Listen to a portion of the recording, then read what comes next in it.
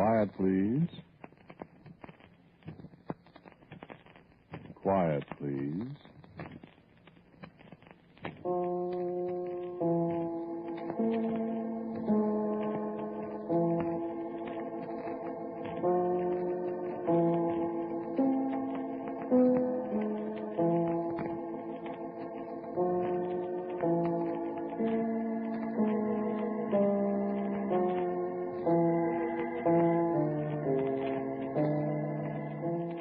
The American Broadcasting Company presents Quiet, Please, which is written and directed by Willis Cooper and which features Ernest Chappell. Quiet, Please for tonight is called Pavanne.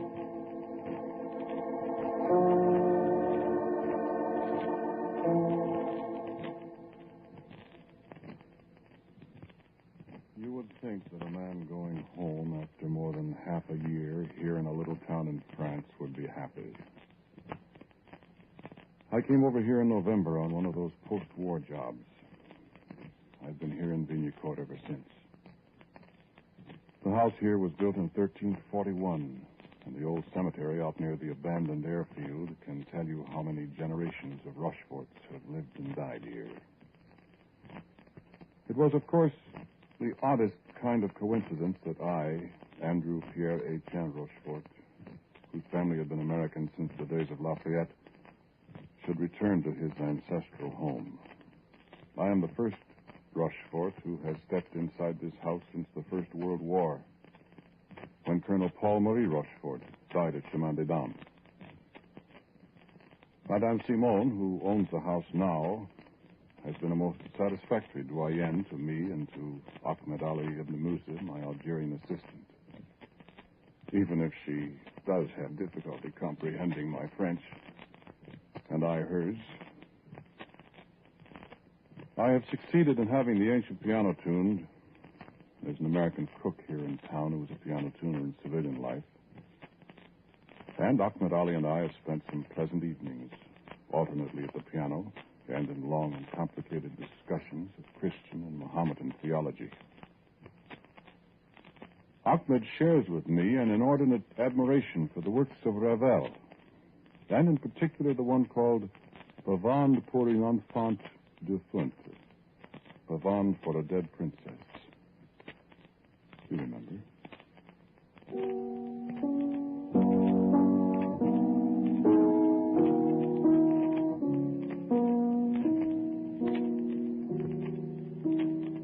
I remember that this night we'd been talking about the curious quality of fatalism that colors the whole life of the Mohammedan.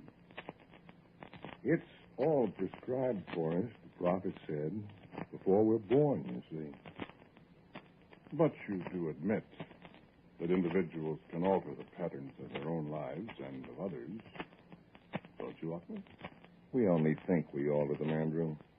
Whatever we may do is merely bringing to life the cosmic play script that is already written for us.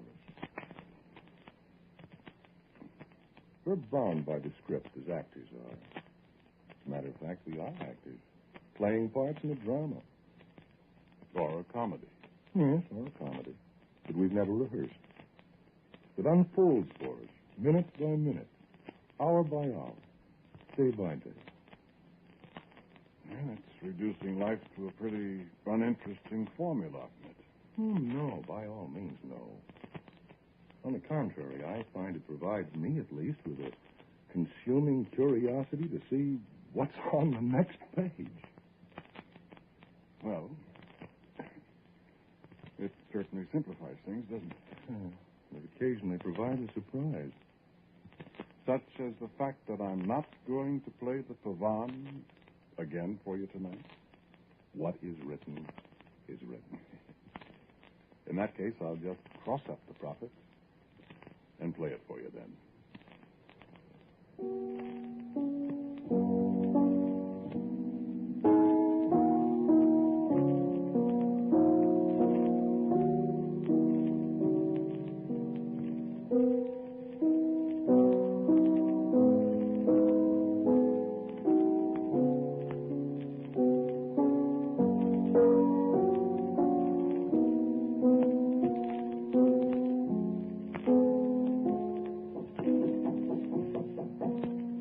you it is. Will you walk with? Of course.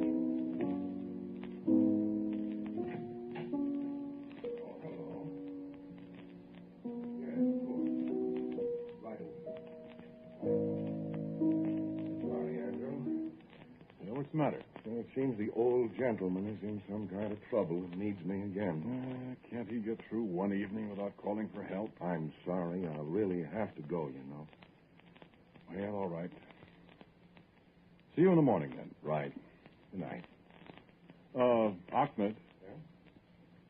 Was that written too? Turn out the lights, will you, Ahmed? Thanks.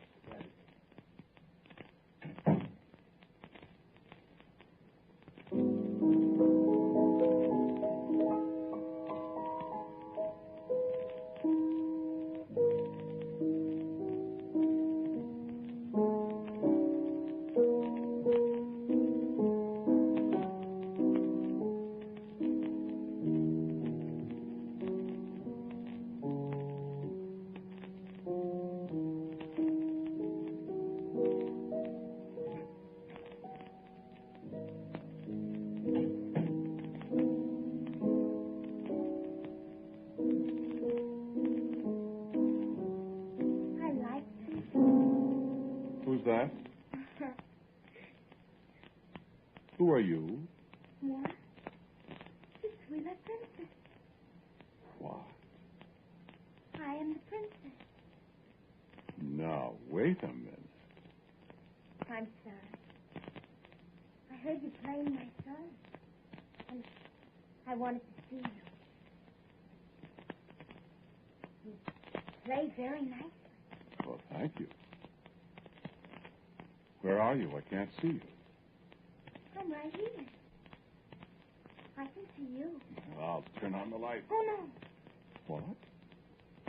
Well, why not? Well, if you turn on the light, I'd have to go away. Go away?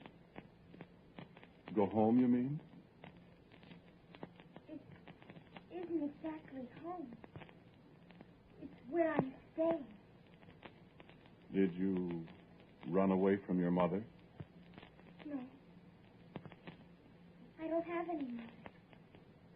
Oh. Could you play some more? Why? What would you like to hear? My song, please. The one I was playing?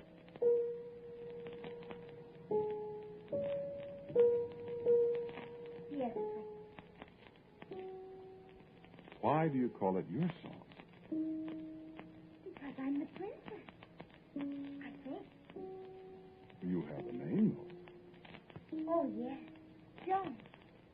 In French, it's Jean. That's a very pretty name. Yes.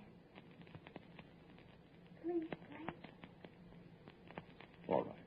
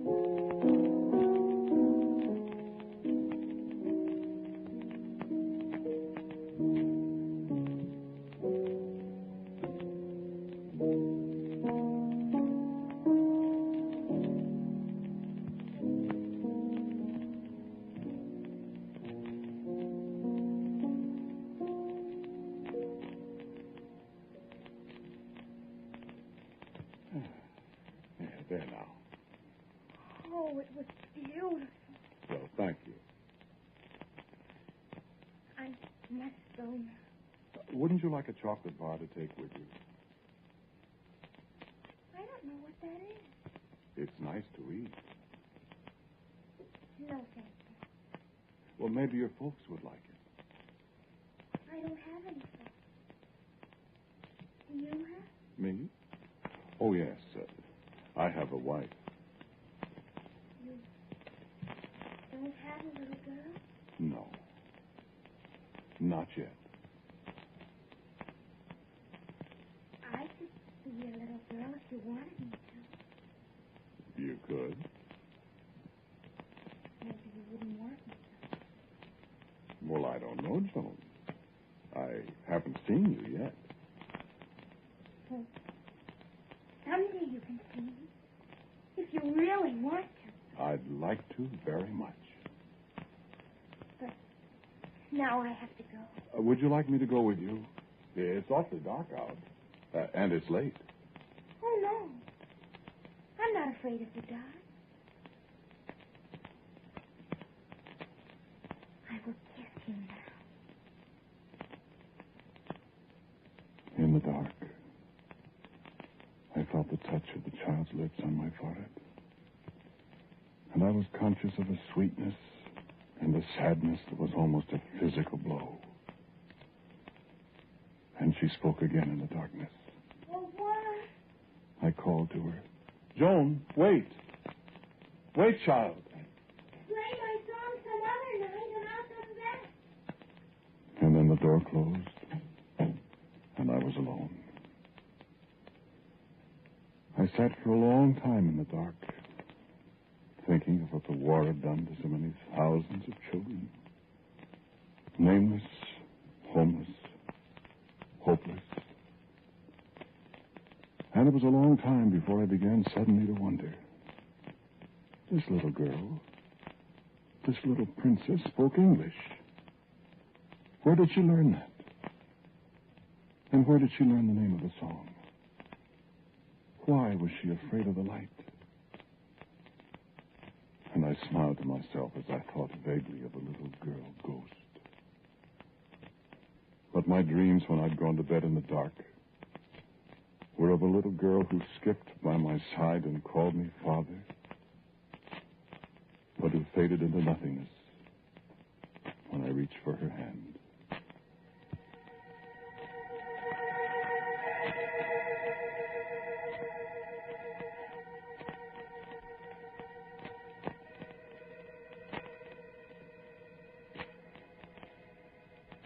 I questioned Ahmed about her. He knew nearly all the unhappy, skinny children of Vinya Court. None of that description, Andrew.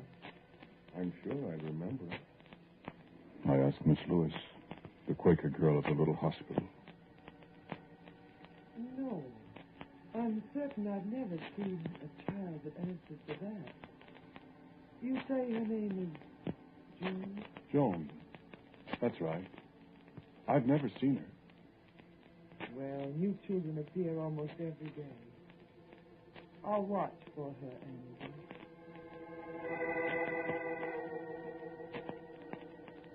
I watched the children of the town from my office window. I found myself paying only half-hearted attention to the ponderous trivialities the town dignitaries brought to my desk. I found myself listening for a certain voice in the clamor of children playing somberly in the street. You will pardon me, I am sure. I've always considered myself a practical, down-to-earth person. And I wish you to consider the effect such an occurrence has upon such a man. You can understand, I am sure, that I was forced to two almost inescapable conclusions. The first, that I had seen a ghost, I discarded at once. Almost at once.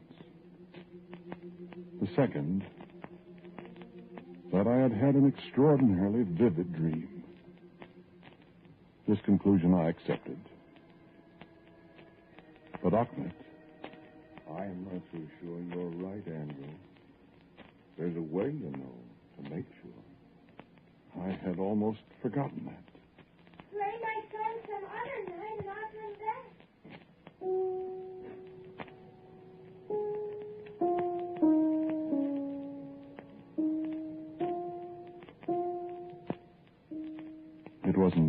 curiosity. Something about this sweet, childish voice had aroused sentiments in me that I didn't know I possessed. Margaret and I have been married 7 years. We had resigned ourselves to the fact that we should probably always be childless. But Joan, the homeless, fatherless, motherless waif who had come to me in the darkness, might she not be the child Margaret and I wished we could have? I determined to try to bring her back. Yes, I admit I felt foolish as I sat down in the dark at the piano. And I placed my flashlight beside the keyboard. I was to regret that. It was very dark and very quiet as I began.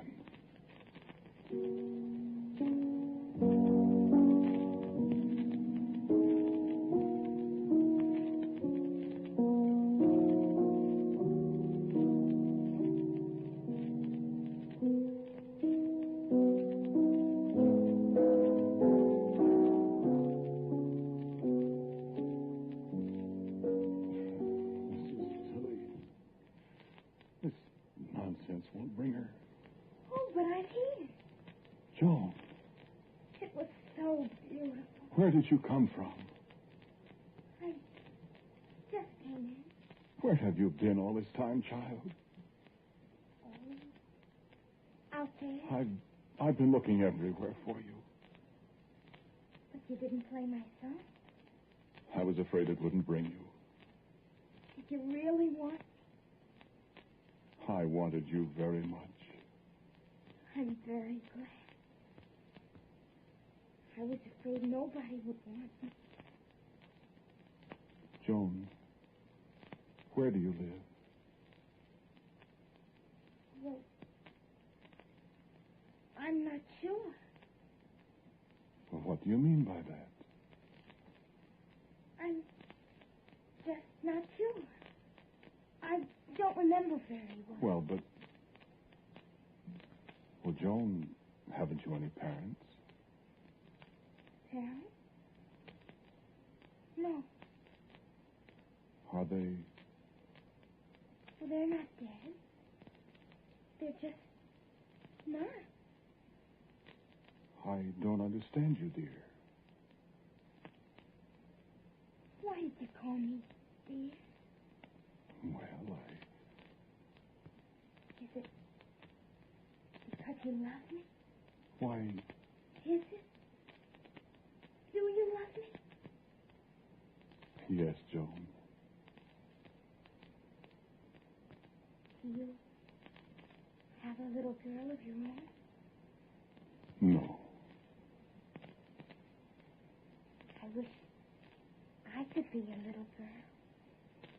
Well, perhaps you could. I could call you Mother. Why, yes. And I would have a mama, too. Oh, yes. I would like it. Oh, I would like it very much. Shall I turn on the lights now so we can see each other? No. You couldn't see me if you turned on the light. Are you afraid I'm not pretty? I'm sure you're pretty. I don't know. You'd have blue eyes and dark hair, Yes. and you'd have a pretty little snub nose. With freckles? With freckles. Is that the way you want me? Exactly. Would my mama love me, too? As much as I do, darling. You might not love me if you knew all about me. Oh, yes, I would. I would love you and Mama very much. All my life I would love you. Then it's settled. Now, let's have a look at you, shall we? I picked up my flashlight and pressed the switch. I called, Joan! Joan! But there was no answer. I sprang up and flicked the wall switch. The bare bulb hanging from the ceiling threw every object in the room into bright relief. I was alone. And as I stood there, dazed in the sudden brightness, I heard a small sound.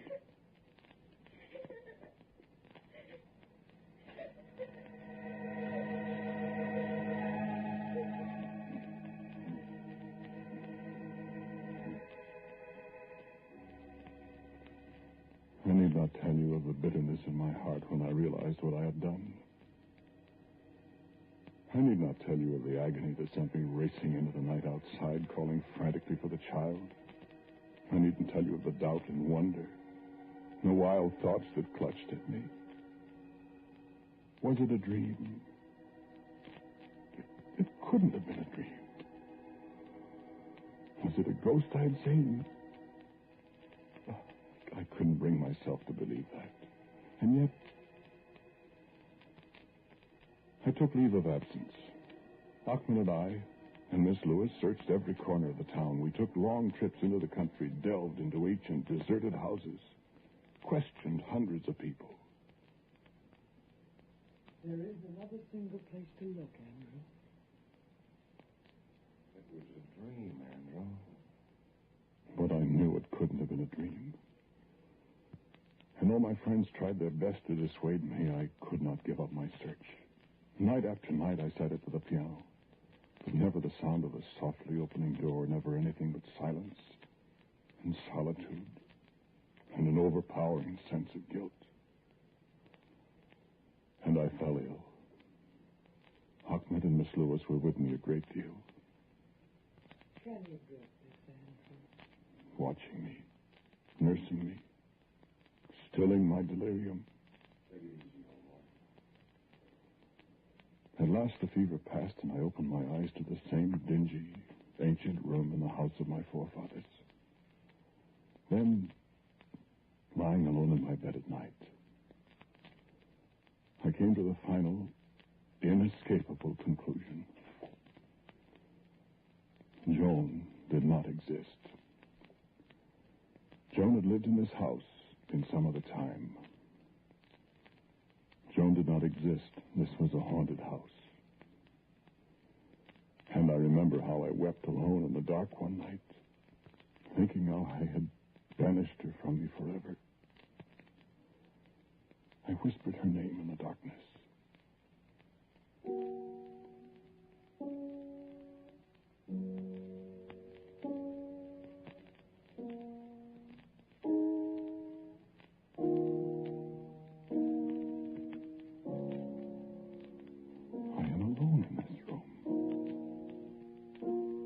There can be nobody at that piano. I listen again.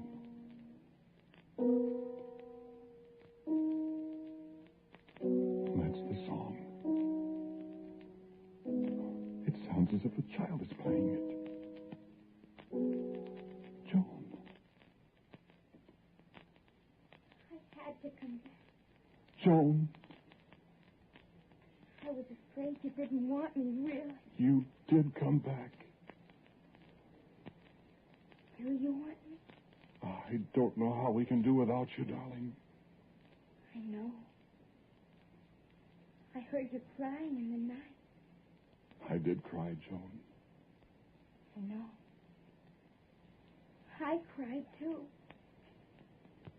You know what I thought? You know why I cried? Yes. You thought I was a ghost. But you're not. No. Father. And you are going to be our little girl. You're sure you want me? More than anything else in the world. Would you swear? Yes. No matter what happens? No matter what happens. And you'll always love me? Always. And you won't mind if you can't see me for a little while? Whatever you say, Joan, I can't lose you again. And if I'm different when you see me? How old are you, Joan? Why, I'm not old at all.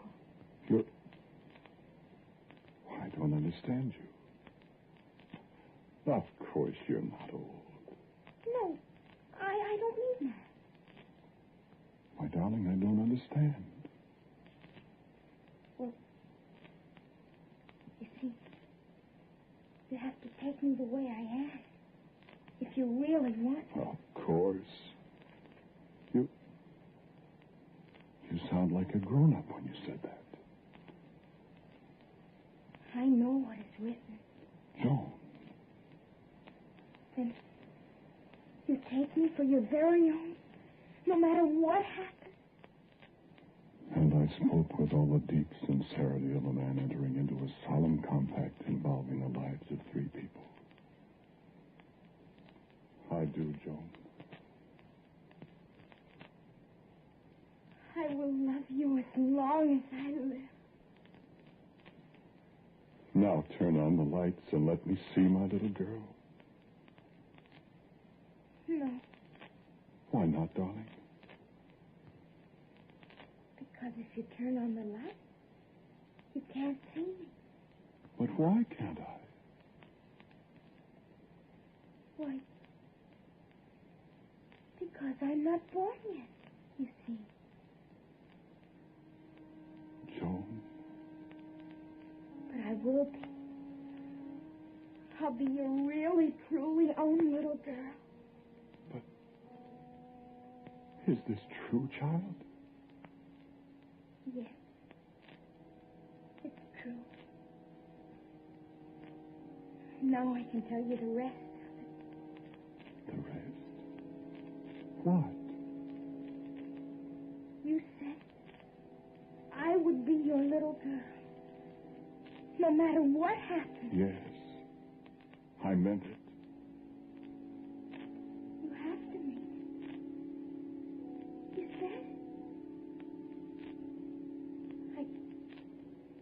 I couldn't tell you before. Tell me what? Darling, what? Oh, Father, I loved you so much, and I deceived you. I wanted you to be my father. Oh, what is it? Child, what is it? I'll be your little girl. But not for so very long. Why, what do you mean by that? It is written, Father. I have to die when I'm 8 years old.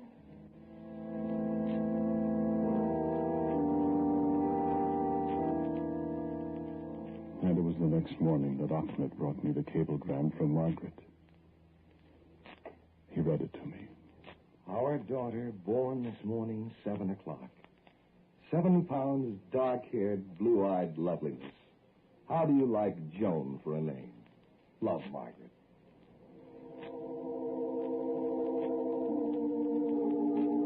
You would think that a man going home after 8 months in a little town in France would be a happy man. Going home to see a newborn daughter. You think so? Wouldn't you?